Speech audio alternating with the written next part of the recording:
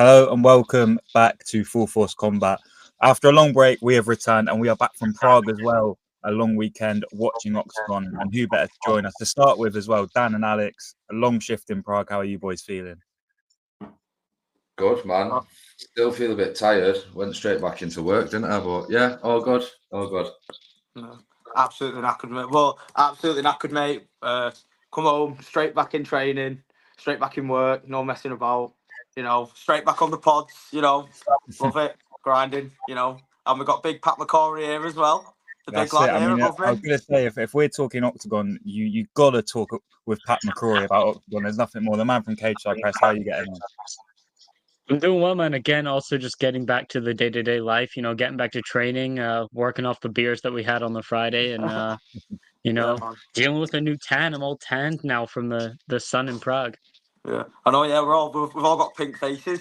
Yeah. Well, it's also 40 degrees here, so I got a little sunburn just being out in the sun for a few minutes today. Love that. I've not been going on the karaoke in the locals this week, have I? Nah, mate, Just stayed weekend, away maybe. from the pubs for a while.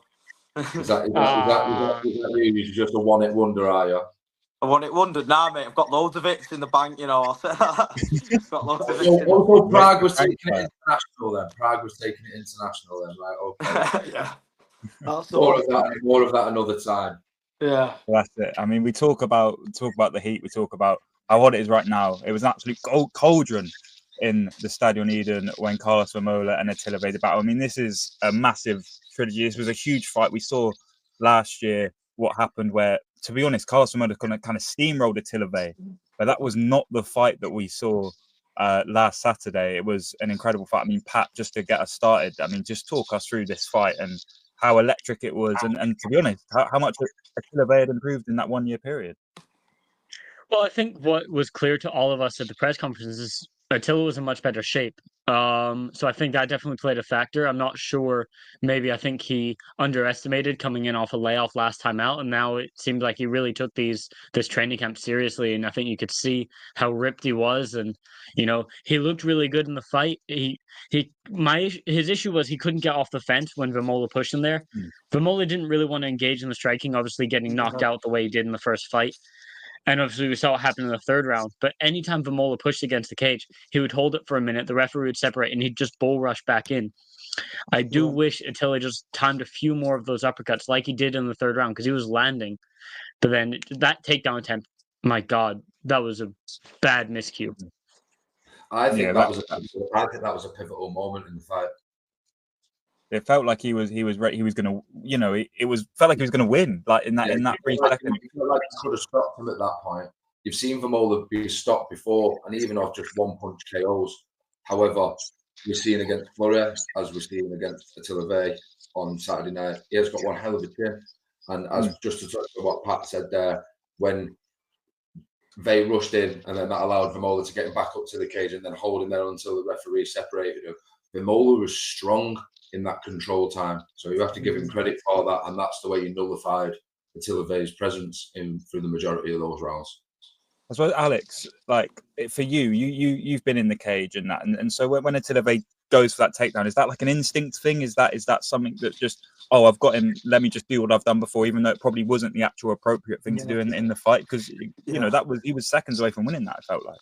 It was probably just a spur of the moment thing. He's probably, he's clocked him a few times, and then in the training room, he's probably drilled putting a takedown at the end of it, and then in the moment, he's probably, he's done. Oh yeah, boom, banging, boom, takedown, just off straight instinct. That's what, But a few more of them backhands and hooks, mate. Karlos Vemola looked like he was nearly out of there at times. And it's like you say, he did not want it with him on the feet. That's why he was putting that pressure on him constantly, because he knew what all it took was one. So, I was watching the fight back yesterday. Actually, I was watching it back. Went to go see my dad put the fight on with him, and it was a lot different on TV than what it was in person. I think watching it on the YouTube page, whatever, it looked like Atilla Vegh did a lot better, and from where we were sat, you can see in some of the grappling exchanges where he's working his defense, you know, and that's why Vemola was struggling because he was defending it well. You know, he was being pressured, but half the time Vemola couldn't get him down. And it did feel like one of those you had to be there fights. You know, I suppose Pat and Dan, you can talk about this, like the atmosphere, just on a different level. I mean, have you ever witnessed an atmosphere like that for a fight before? I think it was better than last year, Dan. I know we was there last year. I mean, you've been to so many Oktagon events, Pat, but bloody hell. It was, I mean, anytime that 20 seconds of separation before Vemola would get him up against the fence, it was chaos. Yeah, it was an earthquake there. But I mean, I've experienced a lot of special atmospheres. I've experienced Vemola walking in 2 settings. Obviously, the O2 is a lot more intimate. So I think it's really like, it's like you're there and then there's just like 50 Czech kids behind you screaming about Vemola. But when you're in the stadium, you're a little far away. Obviously, it's still a lot louder. When I was in the Frankfurt Stadium for the Christian Ekelund walk-in, or the Max Koga, that was so loud. But the difference is the Czech fans, they just stay loud. They just have this consistent, but it's like with Germans, it's the beginning, and it's when a big punch lands. Through that, it's kind of dead. Yeah, like you said, Nathan, it was better than last year. And as Pat said, it's two different settings with the O2. It's a lot more intimate, but it's like a pro football crowd, a European pro football crowd. And they just don't stop. They just don't stop, and they're consistent the whole way through. And it's like we touched on this. For a city that has a Champions League side, they only have a 20,000 seater stadium. So the city, in that respect, for a footballing perspective, isn't that big. But when you look at the MMA, it's like one of their national sports. Like again with ice hockey, that's what MMA has become in the Czech Republic, and Oktagon have been a huge part in that. And that was another like celebration for them on the weekend, which is nice to see. I don't think they'll do Eden again for a long while, but at least we can all say that we was there. And just quickly, Dan, you'd have probably seen more of him than all of us. The man behind you, obviously, on that poster that you were gifted, I believe Pat's got one too. The Karlos Vemola. I mean, if this is to be his last fight, I mean, just talk us through his legacy and just what an important fighter he's been to that nation. Yeah, I've been there for his last 4 fights, and the first one he got rendered unconscious. The second one he beat Atilla. The third one he had the war with Fleury, where he just I've never seen anything like it. The way he just kept coming forward in that fight and wobbling everywhere. And then this monster win against Atilla, where he looked good. There was a bit of the old Karlos Vemola, but what you see with Karlos is what you get. If you've seen one Karlos Vemola fight, you've sort of not seen them all, but you know what you're expecting. You know what I mean? How many fights have you seen live with Vemola, Pat? Was it this one and then this was my second one? Yeah. So the last 2. So at least, like I said, at least we can all say that we was there for it, because it's this end of a story now, which started in 2019. And that's another thing that's played a massive part in Oktagon's history, the story of those 2. And there must have always been something niggling there for Attila Vegh to want to come out anyway. Did he leave it too late? Who knows? But there's regardless of that now, because they provided 2 spectacular nights, even within 12 months of each other. Yeah, I mean, if Attila Vegh is to leave this to be his life, I know he said in the press conference, look, if the money's right, I'm coming back. But if this is it, Alex, what are we, what a way to go out as well. Talk about fighting down on your mouthpiece and giving it your best. Yeah. You could tell he definitely want to go out on a high. He wanted to win, He was just on him the whole time, and like he said in the press conference after it, he was saying about it was the biggest win of his life, and he said your biggest the last fight you had is always your biggest fight, and he said he didn't want to top it. Well, it couldn't be topped, so it's the last one. But yeah, it was a well-deserved win. Was a proper well-deserved win. There was a nice touch with this infinity belt on the line, which we see a lot of in boxing with the WBC when they create belts and stuff.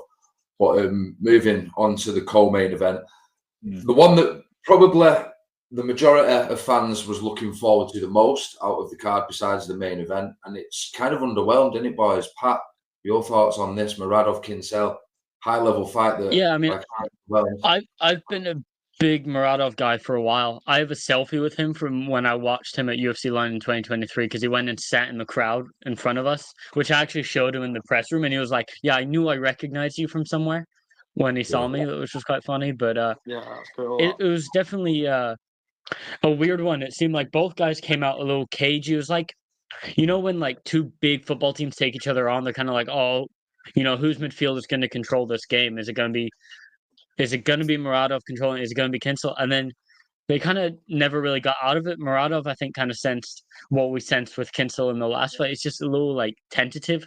So he was like, "Oh, I don't have to take any damage. I can just pick at him for 5 rounds. I have the cardio to do it, and I get a big title, and I get a big paycheck. I'm going to take no damage." If Angazek gets beat by Stanton in August, that fight's potentially ready to go end of the year, November, because Muradov took no damage. So I think he saw that and was like, there's no point in throwing myself into the fire if I don't have an opponent that's throwing himself into the fire against me. You know what I mean? Yeah. Yeah, I I said agree. that to Alex on the way home. So by round 3, and you did because of the live scoring, Muradov looks up, sees that he's 3 rounds up, thinks, I can just take the miff off the gas now. He's not going to beat me on the cards, and he's definitely not going to knock me out. He was tentative like the Angazek fight. There was shades of the Angazek fight. And Kincl's talked about moving back down now, hasn't he? Do we think that's a wise move, Nathan? I don't know. He's massive, isn't he? So I don't know the process of that. And he's a right unit for. It's not like he's small. So I mean, it would take him a while. I mean, but that isn't a physical thing. What the issue in those fights were not physical. I'm not to speak on that, but he said it himself in the press conference. It's more a mentality thing. It's something that he needs to look into, as he said, and it's not something you can just switch by losing more weight. Isn't going to make you more or less tentative. It's you're going to be a tentative 170. It's the same thing. So he needs, look, he's a legend of the European MMA game for sure, and look, he's someone that can easily bounce back. He's got the ability to, and to be fair, he was up against just probably the toughest fight you can have in the middleweight division, and that's saying something because there's a lot of great middleweights there. But I think it's more a mentality and mindset thing with him, and that that was his 40th fight, and sometimes these things can develop over time. And look at someone like Rory McDonald, he sort of lost that explosiveness as he got older and became, a bit quite tentative. If you watch his latter fights in sort of Bellator PFL, you wouldn't have recognized the guy that was in the UFC. So it's similar perhaps with Kincl, but it is something he's got to look at. And I don't think weight changes it. But if he feels it's beneficial for his career, more power to him. Yeah, man. And I mean, let's. Sorry. I'll cut that out. I'll cut that out. Where was you at? We'll go back down. We'll go down the card. So come back in from here. Buchinger, isn't it? Yeah. So I mean, look, another veteran, Ivan Buchinger. I mean, we saw him waltzing around Prague the day of the fight, just chilling, looking like nothing had happened. And I mean, he went up against Vladimir Lengal, who I must admit is sort of my guy now. After the press conference, but I mean, a good showing in the first round, but he just gassed out, didn't he, Pat? And ended up just the veteran showed in that fight. Yeah, I mean, look, Lengal, it was a similar performance what he had against Ilbai. He comes out cracking, he comes out going, and then it just kind of like, oh, I went to war with a guy who can hold it a little longer. And a guy like Ivan Buchinger, he's fought 15 Vlado Lengals. Vlado Lengal has only fought 1 Ivan Buchinger. I mean, if you look at the names of guys, like I was writing an article on this earlier, the guys that Buki has fought, you go back 2012, he fights Conor McGregor. That clip when Conor won the double champ, that's who he knocked out. By the way, that's how far back Ivan goes. He's even in Oktagon, he's fought Losan Keita, Paradeiser twice, Hafeni Nafuka, all these guys. I looked at this, I was like, it's going to be a case of, is Buki getting older? He's 39. Can he take the shots the same from Lengal? Or is it just going to be another classic Buki performance where he is just the veteran? He knows how to win fights. You know what I mean? So he showed what he always does, and he did what he always did. He survived a little bit of an early storm and then put it on Lengal and submitted him and, walked out of there with a little bit more cash in his pocket and on to the next one. He's ranked number 3 now. I was going to say, he's one win away from the title. See, well, Are we- this are is we what seeing a title run? I wanted to touch on, boys. Will is a legend, the double champ. They touched on this in the press conference. Promoters, they owe a lot to him. Are they manoeuvring him towards another title shot? That lightweight title is about to become vacant, isn't it? If Lawson moves back down to 145. So there we go. There's I mean, you got Agi Sadari, you got Lomali Eskiev already knocked out Buchinger, right? You got Ivan Buchinger, you got Matt Koga in there if he's going to fight again. You still have Attila Gorkmaz, who's still pretty dangerous. You have Dennis Frimpong coming up, Petr Gabal, Gökhan Aksu. There's so many guys in there that can deliver a great fight. Obviously, we kind of want to see Dennis get into that ranked. You know, I was surprised he didn't get put in, but I honestly, I really want to see Max Koga back. I don't know if you guys saw on the Oktagon spotlight they did, but he's changing his stance now because he's busted his hand so bad that he's switching stance. All That'd be right, smart. So he's switching so that his good hand, shall we say, is the power hand. It was an interesting thing. I was there when they recorded the live podcast, so it'll be interesting to see what Koga looks like. Hopefully, he'll be on that Frankfurt September card. Yeah, I mean, interesting. That lightweight division can definitely heat up. The names you just mentioned there. There's some nice matchmaking to go on. I know some people have fought each other once before, but why just make it again for the sake of it? Koga Buchinger is a fun fight. He just deserves saying, a big that's a fight. Buchinger. Like a lot of the guys he's fought recently. Main has been event on there that. in Frankfurt. Yeah, a lot of the fights he's had recently, I could be wrong on this, but have been sort of those Lengau types, maybe a bit more prospect heavy. Yeah. But I mean, Yeah. you one hand you throw him in there with Dennis, the other hand you just give him a big fight, and you let him, just let him have it. I mean, It's one of those ones. He's won 4 out of his last 5. Like, his only loss in that time is to Lomali Eskiev, and he's beating these prospects. Okay, he lost to Ronald Paradeisers, but he's beating good guys. Like, it's not like he's beating the can and then getting knocked out by the top guy. Yeah, Let him have a go. Why not? I mean, speaking of Ronnie Paradisi, Alex. Yeah. Sorry, Alex. sorry, Dan. Did you have a final point on that? Yeah. No. I was just thinking, is Eskiev still going to be on the sidelines for a bit because apparently this car accident was pretty bad, wasn't it? So he could skip the line Buchinger here as well. This is what I mean. It's interesting.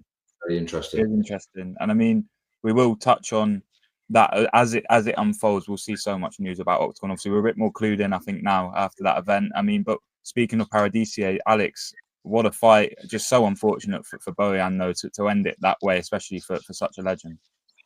Yeah, I mean, the fight was a bit of a blur, kind of. Really, it happened kind of so quick. I think it was only about the first 2 minutes in where it happened. I think it was like a dodgy take. Well, he's caught a kick or something, and he's fell back. I'm trying to think off the top of my head how it went. It was a dodge where he's grabbed a kick. Paradisi has grabbed a kick, hasn't he? And then he's fell back, and then his legs just been all mashed up on the floor. It was a weird one because I think Paradeiser obviously suited quite well to the welterweight frame. He came out like someone shot him out of a cannon. He just went at Bojan. I think we saw a little early nerviness from Bojan because he hadn't been in the cage in 18 months or something. So he was a little like, oh, I'm coming out here and I've got this guy who's just coming in to take my head off. And then, as Alex said, it came from a weird scramble up against the cage. It looked like it came off a takedown, and then whatever way Paradeiser shoved him into the cage, I think he tore his hamstring, he said, or tore the hamstring off the tendon, something like that. It's just a really unfortunate way for a legend to go out like Bojan Velickovic, man. He's a guy that not only is really, really nice and really good to the media, but he's a guy that he's a legend in Oktagon. He's won the Tips for Game Changer, and he was pretty solid in the UFC. He's been around. He's kind of fought all the big welterweights coming through the European scene. Yeah, that's a nice way to sum it up. The first Serb in the UFC as well. So he's always got that bit of history. And he's also a bit of history, as you mentioned, Tips for Game Changer, the first ever winner of that as well. He's fought the who's who on the European scene. And it's just a really unfortunate way. Well, it was a nice little touch in the press conference where Alex got to ask him about the song choice, because it was a cool walkout. Unfortunately, the message of the song didn't play out as the fight played out. However, we're all grateful for what Velickovic has served us up over the years as MMA fans, without a doubt. Moving on. Just quick, on down can I quickly ask? I just wanted to ask you guys, because it is interesting, Paradis. That's a really good win, but there was a guy in his corner who's the champion of that division. Yeah. So what does Paradisa do now? What is the move for him? Because he surely doesn't fight Sergio. Have we got a bit of a Sterling Merab situation here? Or I'm just gonna be like a little school kid here and jump in. But I think, as you said, a little Merab Aljo situation, but we've seen Sergio kind of express an interest in moving up. He is a big welterweight. But as we said before, there's a difference between a big welterweight and a big middleweight. You know, he might walk around at 95 key, 98 key. Krzysztof Jotko is massive. He walks around 105 easily, you know. So isn't Jotko will Sergio decide to move up? Isn't I think the only way we see... Sorry? Jotko is the man that fought Will Fleury, isn't he? Yeah, he's fought Will Fleury at 205, you know. This is what I'm saying, is big guys, that big middleweights. Yeah. If Will Fleury... Right, so let's put this into context about Sergio moving up to middleweight. One, he's already been eliminated for the game, J-Joe, right? For two, Will Fleury's planning on moving back down to middleweight to put himself in that equation, who is currently the heavyweight and light heavyweight champion. Could you see Jon Sergio versus Will fucking Fleury? No, you couldn't. Not in any way. I'm the same size as Jon Sergio, height-wise. He probably weighs a little more. He's obviously got more muscle than I do, but around like height-wise, broadness-wise, like me and Sergio are about the same. Will Fleury dwarfed me in our interview. I felt tiny. Exactly. Like, let me put a picture up against the video just for context, because I'm not a small person, but Will makes me look like a midget. I can't say that word, can I? Yeah, man. Say what you want. I don't know how woke we want to go on this podcast. I don't know if you can see, but like he's a good nose up taller than me. That's a good few inches. Yeah. It's a different beast. It's a different beast, that middleweight division. You look at the two fellas. I know the two fellas that we just touched on in the main event. They're animals, the killers. I'm not saying Jon Sergio is not a good fighter, but if there was a division between welterweight and middleweight, then that's Jon Sergio's division. But unfortunately, this isn't boxing; it's MMA. So it's either fight his mate or relinquish the title. Because Pavel said they'll want to make it. Why wouldn't they want to make the champion versus number one? Yeah, I think or they put their friendship aside and just go. You know, Sergio's already trained at UFD before. Sergio goes to UFD. Paradeiser stays at Ankos, and we have a banger fight because that fight would be so good. Yeah, I seen a post on his on Paradeisers' story before. I think it was his coach. He shared a story. What I think it was his coach put on or something like that, and it said something like belt next or champ next or something like that along them lines. So I don't know if they're working on that but who knows? They might just say let's just throw hands, because Oktagon's, you know, it's not like the UFC where they get a bit gritty with it and they're like, then they start, and like they'll make a big like song and dance out of it, and they'll be like, friends going at it, So it wouldn't surprise me if they end up fighting each other. The one thing though, it's going to be mental. Jon Sergio has cornered Paradeiser to basically is eliminator for the world title shot against himself, which is going to be a really, really strange feeling if there was to, in some world, face off. I don't know. He properly celebrated that win too. Have you seen the video? He's like chest bumping his coach and jumping up and down. Yeah, they're not just friends that have trained with each other in the past. These are like genuine boys. Like, I just can't see it. But let's have it right. Paradeiser has not moved up to welterweight thinking that he's not going to get a title shot. That was his aim when he moved up to welterweight, because he was ranked straight away. So there's a reason he fought number one, right? Like, yeah, this is the maddest situation Oktagon can have right now, because if there's a bit of a resistance between these two, it can cause a bit of a mad situation. That's it. I mean, as I cut off Dan, unfortunately, before we got into that discussion, let's talk about that Daniel Skvor fight, beating Lucas Alcine. I believe this was at the is Yuri Prochazka going to come up here time of the event. So Alex is probably best suited to talk about this, considering he saw most of it. What was that fight like? Because I know he got a crazy reception, and to be fair, for someone, what is he, 36, or reaching in the late 30s, having a bit of a real career rise right now at light heavyweight. Yeah, well, to be fair, it come in on, what was it, like 3-4 days notice. Pretty sure Alcina was supposed to fight Vosgroni, coming on like 3-4 days notice, something like that. And to be fair, he battered him like not gonna beat around the bush like he did. There was in that first round, he kept hitting him with the same team over and over, hitting with it like 4 or 5 times until Alcina caught on, grabbed him, tried to take him down, and then he's just stood straight back up and then pinned him against the cage. And like, for 4 days notice, fair fucking play to him. He's come in. You could tell from his walkout, he was game from it. He's the most English looking Czech dude I've ever seen in my life. He was game for it. He was coming in for the scrap. Was throwing the kicks, throwing the hands, and job done. Nice little payday for him. He's right. Well done to Daniel. I think a lot worked for Didi in that fight, and he is well loved as well. So you feel the energy. 4 days notice, it's like, right, I'm right up for this, because he's had some brutal losses as well. So it was nice for him to get that big win feeling back as well. And who knows, he's going to play another dimension in the light heavyweight division, because if Will Fleury does get his wish after his title defense, his aim is the middleweight title. So Didi Skvor could have another run there. He's going to play a big part in it anyway, isn't he, Pat?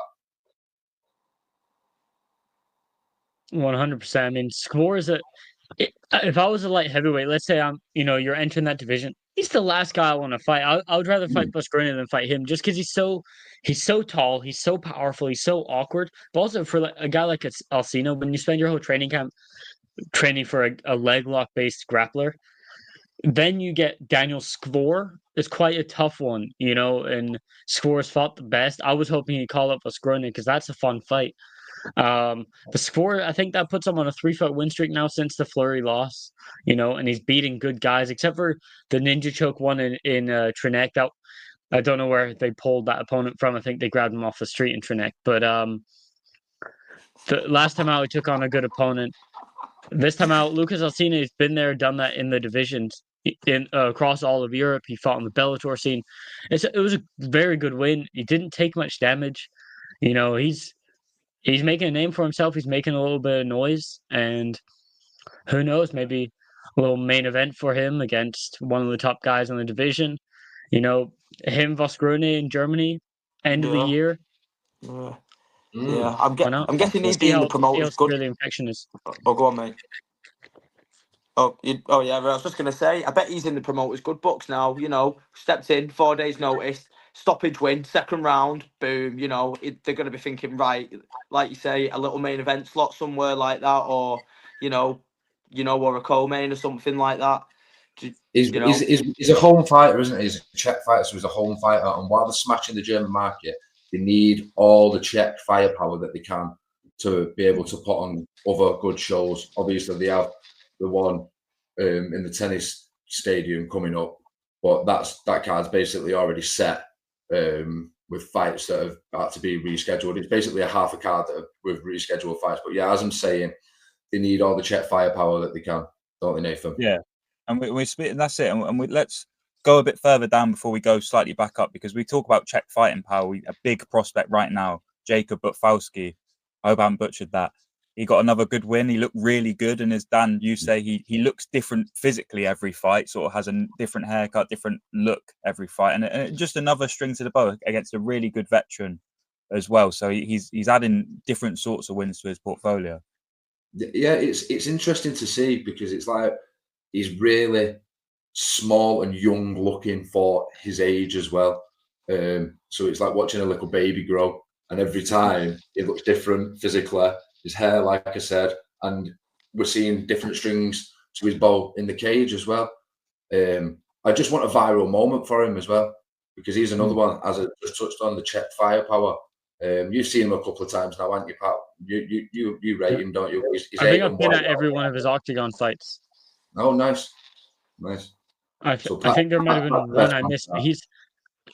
He, as you said, like physically he looks a lot different, but he's still got kind of this like baby face kind of charm where you're kind of like, if you're looking at like the lineup of the press conference from like, if you were, just from watching on YouTube, it's like, oh, I could probably take that one, but he'd probably be the one that would beat you up worse, right? Like he's nasty, he's nasty in there. But that performance, man, he took on a veteran, and he looked like the veteran. He was composed. Rashavi, who is dangerous coming forward, dangerous with the little guillotines, he was coming forward, throwing kind of everything with reckless abandonment. But Batfalsky was just slipping out of the way enough, it was missing the chin. He landed some nasty strikes in there, so he's definitely got to keep your eye on there. He's approaching that top 15 as well, in the I believe it's the featherweight division. So, or not top 15 because they do a top 10, but I mean, oh no, he just got ranked. He just got ranked number 10, by the way. Oh wow. I've just seen that now because I've got the rankings pulled up. So, number 9 is Taha, 8 is Ilbai, Palakai. Hey, Batfalsky, James Hendon. Yes. Oh yeah, I like that bit of matchmaking. That's nice. It's tough, isn't it, Alex? Not a bad fight. It's tough. Just say, because like we were saying, Daniel's pointing on needs that viral moment, but his fights are only going to get tougher from here. It's not like he's going to get put in with me. So what's going to be it's going to be that constant. I think you'd smash him, mate.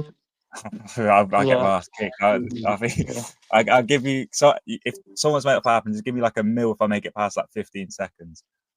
I'll just get in the fetal position, just hope.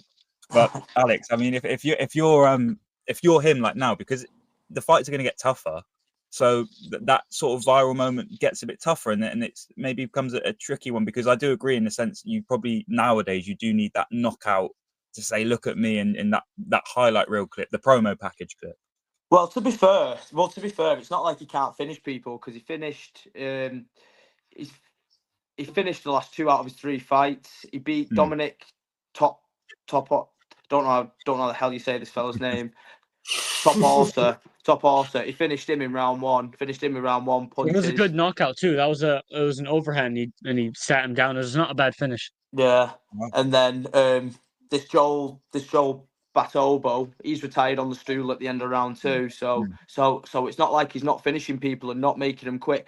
And to be fair, on his pro record here too, he beat a guy on PML, finished in round 1.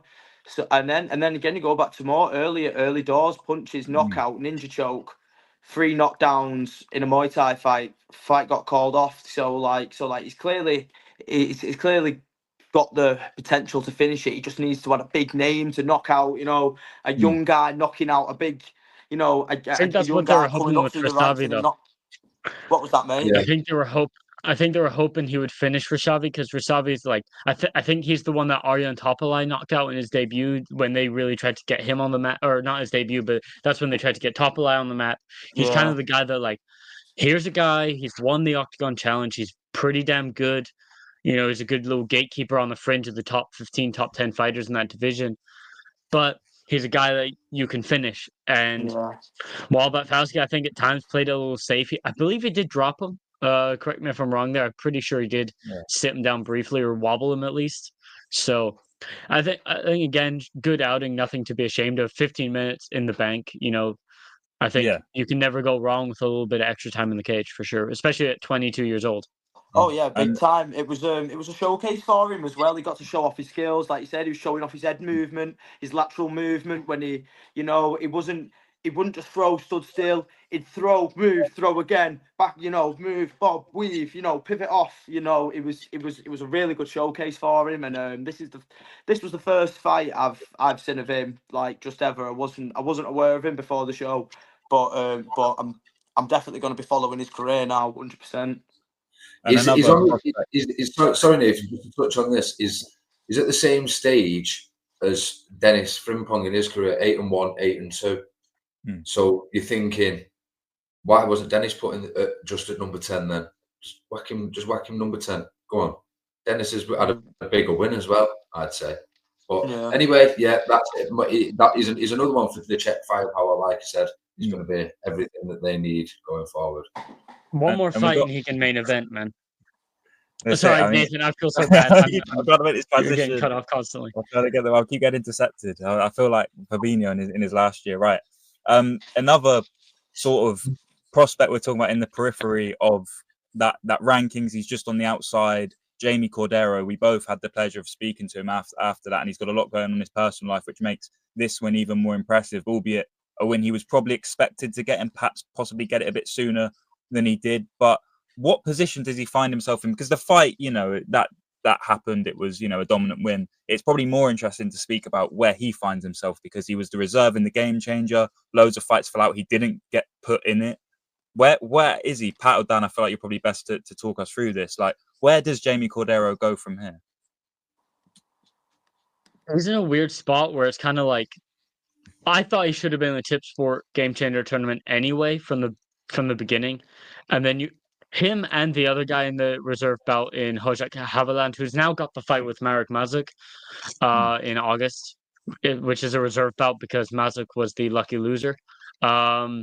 He's in a weird spot where he's ranked number 8 now. He beats a guy in David Hosek who, frankly, with all due respect, I interviewed Hosek not on the level, and we saw that there's a difference in that division. And Cordero's a guy that I think could compete in the UFC in the top of this tournament. So he's in a weird spot where the division's booked for the rest of the year. With that, he kind of has to hope some fortunate fights fall out of the tournament, unless there's another cancellation, or even a guy like Mick Stanton, he gets beat by Angazek. He's available for him end of the year. I believe Mick Stanton's ranked in the top 5. So he's kind of got to hope for some fortunate results going in his favor, and then he can get the fights he wants, because he certainly deserves them. But he's kind of pissed off now. I think it's a bad thing. You getting a pissed off Jaime Cordero. We saw that against Hosek, and poor Hosek was on the receiving end of that. But I think Cordero's pissed off now. So it's dangerous now for him coming into this middleweight division. He's ranked number 8 now.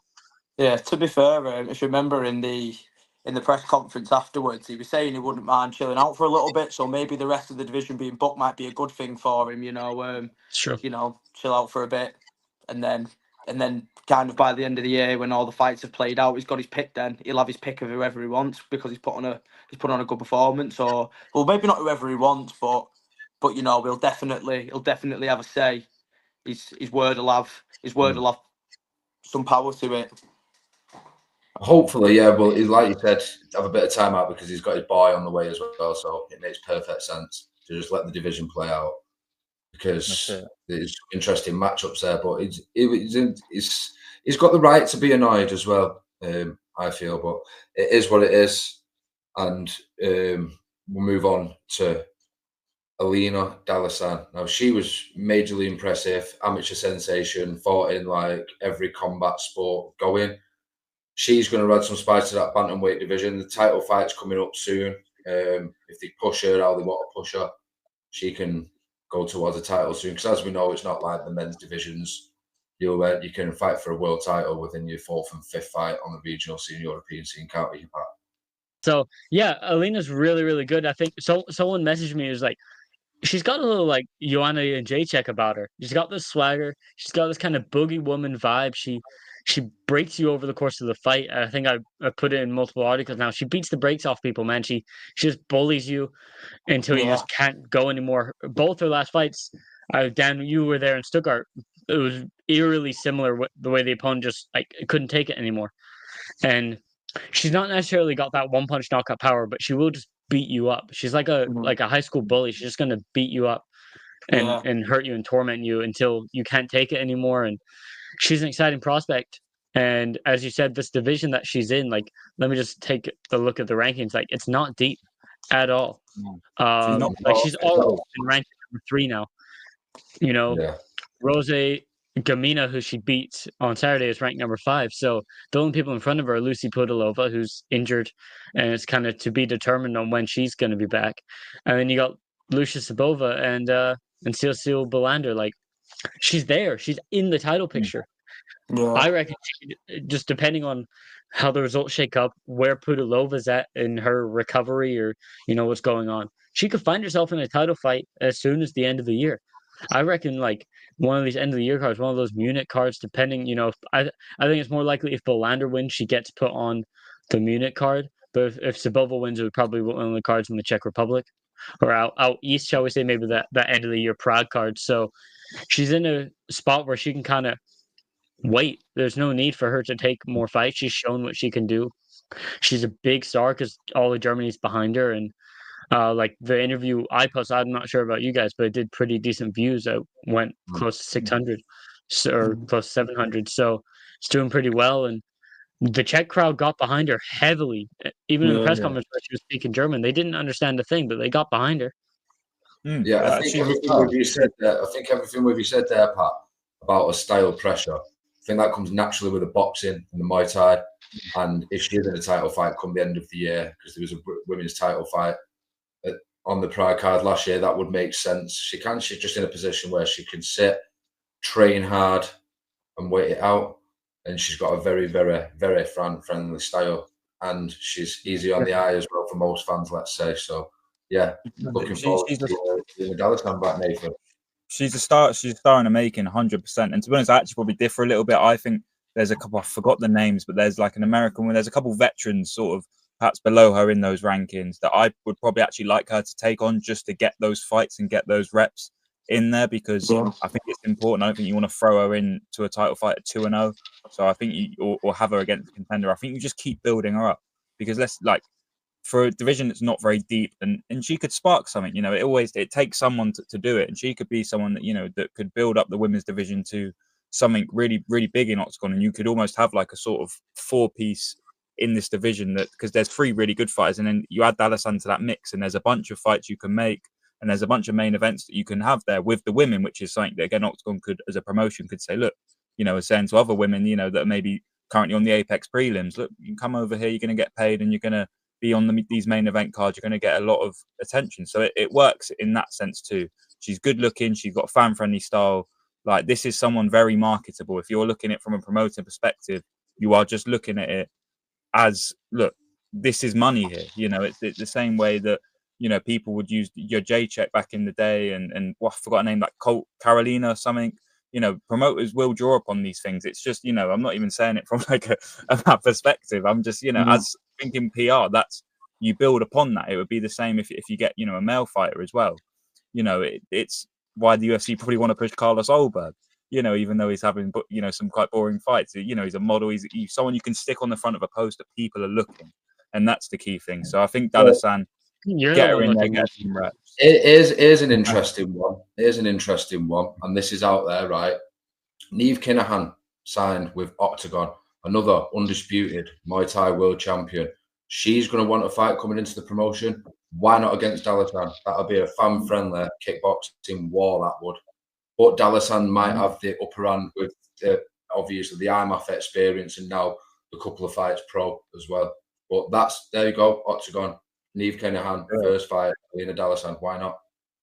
And we'll touch on a couple of these the early prelim fights. I mean, the main one is Jan Stanovsky, because what a win. He was losing that fight before. We also had Ayton to Paepe get a split decision over Roman Polos. That fight, with due respect to both those guys, that fight sort of happened, but Jan Stanovsky, that was incredible, right? Because he was losing that fight. He was if that reached the final bell, that was open. As I said in the press conference, last minute winner. A last minute goal, because I didn't want to say winner, felt a bit too English, but last minute football analogy, don't we? We love a football analogy. But it was, he reached up and just found that armbar and got the win. I mean, Alex, what a moment for him in his home country. Yeah, I thought there was some dodgy scoring going on with that fight, because it had Daniel Salonja, Daniel Salaya. There we go. Got Daniel Salaya. Yeah, they had him winning both the rounds, but I don't know. I thought it was definitely 1-1, but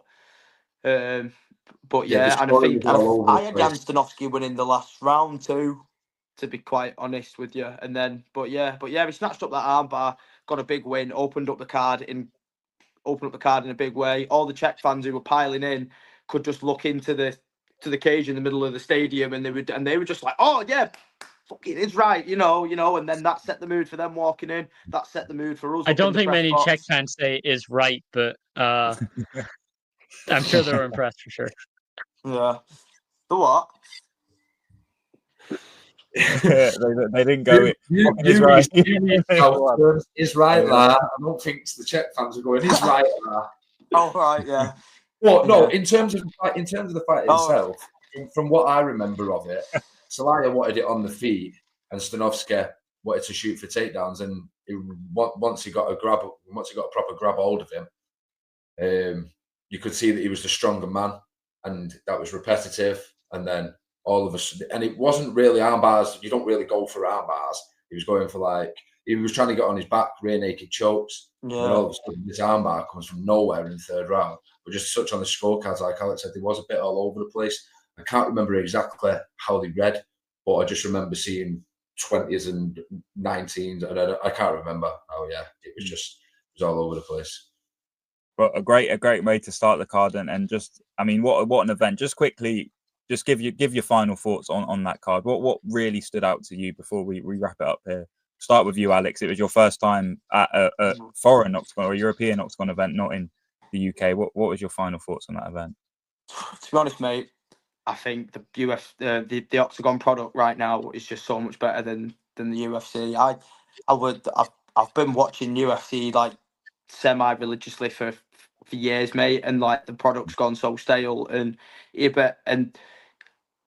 even watching that on a screen, you can see the production value, you can see the thought what goes into it, you can see the love what goes into it, you can see the time and the effort, all the fans, like, it's definitely the most fan engaging show out there, 100 million %, and I was completely blown away by it all, and I can't wait for many more. Yeah, nobody does it like Oktagon.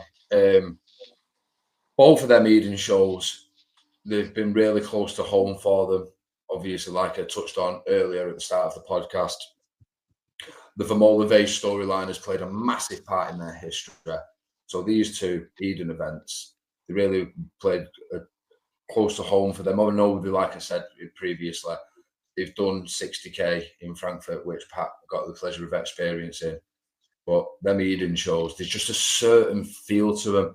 Even the fight week buzz, when you get into Prague, early fight week, there's just, and it's also relaxed as well. Like we said, we see the fighters walking around. There's all sorts of Oktagon stuff going on, and they grab you. They have that hook, don't they? And that's why we all are hooked. I mean, Pat's on 14 events now. I'm on 10. Nathan's on 2. And how many are you on now, Alex? Is it 3 or 2? 3. I'm on. This is my third one. Yeah, third one. So that's not bad going. You know, they're spreading the word. I know Pat. Rocky numbers got to pump those numbers up. I know Pat lives in Germany, but it's a bit more difficult for us to follow, should we say, from the UK shows. But yeah, I'd follow Oktagon everywhere, mate. I think they're doing great things. And Pat, for you? Yeah, one thing that I find like covering the Oktagon events is like, it's almost like a family. Like you can see like behind the scenes, the team that work together, man. They really enjoy working with each other. It's not like going into a McDonald's. They all hate each other. They're never going to speak to each other after their shift. But these Oktagon guys, they're friends. They do this together. They grow together as a family. You see Pavel and Andre. It excites them. I feel like sometimes watching like the press conferences with Dana, it's kind of like he sees it as a bit of a chore. It's like, oh man, I have to go to the Atlanta arena, for Usman Buckley. Sometimes he doesn't show up to the press conferences at all. I think what's different with Pavel and Andres, this excites them. Even like their smaller shows, the Munich arena was only 8,000 people. They were buzzing that whole fight week, man. Like, and you can, when the promoters are radiating this excitement, and sometimes I've gone to cards and I'm like, it's not great on paper. There's 1 or 2 fights that interest me. But as soon as the press conference is done, I'm like, oh, I'm all the way in. I don't even know this guy before that, but I'm all the way in. So it's an exciting thing. And that card, I think, maybe if you look at the results on paper, it's not necessarily, it's not knockout after knockout after knockout, but the storylines were well built. The promos were good. Inside the arena, they did a really good job of marketing it. The halftime show was awesome. The confetti cannons gave both me and Dan a mini heart attack. And it was just it's an exciting time. I think, as Dan said in the press conference, they're only 9 years in, and they're going for it. They're not just oh, we can do these 15,000 seater arenas. We can do these little arenas. No, we're gonna go to the stadium now. They're taking risks. They took the risk with the UK maybe a little too early. They hadn't built their stars enough, and it didn't go well. but they're going to be back, and they've crushed the German market. They crushed in Slovakia, crushed in the Czech Republic. So it's an exciting time to, be an Oktagon fan, be an Oktagon journalist, be a part of the Oktagon team. So if you haven't invested yet, put all your stocks into the Oktagon basket for sure. I've seen a bunch of expressions there. Where can the people find you? Because I mean, we might be the four, but I mean, especially yourself, you get to so many events. Where can the people find you? If you're this far deep, you got to give Pat a follow. Yeah, I mean, at Patrick_McCorry on Instagram and Twitter. So I'm pretty easy to find. And also, all the press conferences, I stick out like a sore thumb because I have the biggest head in the media room. So, you can spot me and find me. I'll always be around, especially if Shamrock keeps plastering me all over his Instagram story, making fun of me. You'll see plenty of me. So just follow along for the journey because I'm growing along with it, and it's a lot of fun. Big up Pat McCorry. Yeah, that's it. Man. And make sure you're locked in. FullForceCombat too. I mean, if you want to get one of these jumpers, go ahead, give us a message on Instagram. Because I mean, these are a must buy, and we're gonna have we're back. That's the key thing. We're back. Podcast, YouTube, Spotify, Instagram. We are back. Make sure you are locked in because you have to be really. This is where all the best MMA content's coming from. And thanks to Hez Boxing, of course. I don't know if Alex has got them gloves there. Yeah. Oh, he bottled it. He didn't have the boxing gloves on. Sponsored by you. Wait. 1 second, Mush. We'll go on set. If you're listening on Spotify, Alex is about to put his MMA gloves on so he can give us some shadow boxing. So unfortunately, you're not going to get pleasure. Not even the guys in the Who was sponsored by? Who was Hez Boxing. Hez Boxing equipment. Thank you. We'll leave you on that. What a way to end it. We'll see you guys next. We've got some UFC chat coming soon. So lock in. It's all fun and game, and there's plenty to get our teeth into over the coming weeks. This Cage Warriors coming up. Oktagon are back in Hamburg. The grind doesn't stop. Bare Knuckle FC in Birmingham next week. Just stay locked in for all the content. All the interviews are all over on Instagram. But like, subscribe, and all that good stuff on YouTube and Spotify. Thank you.